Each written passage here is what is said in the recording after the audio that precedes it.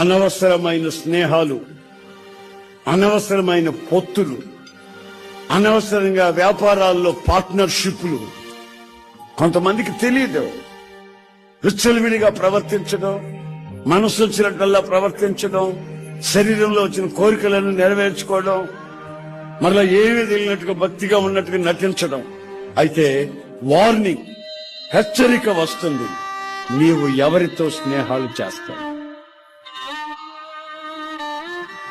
ఒకప్పుడు నీవు ప్రార్థన చేసిన వెంటనే రాత్రి ప్రార్థన చేస్తే తెల్లారి జరిగిపోయింది.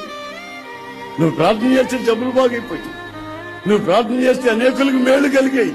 ఇప్పుడు నీ పరిస్థితి ఏమిటంటే నీ కొంపలోని రాత్రి మగళ్ళు అల్లకాళ్ళు, నీ పిల్లలే వెచ్చలు విడతారు, నీ జీవితమే గమ్యం లేని పరిస్థితి.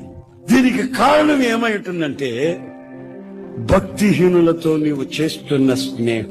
సినిమాలు బావు గాని సినిమా కథలు వింటుంటాం.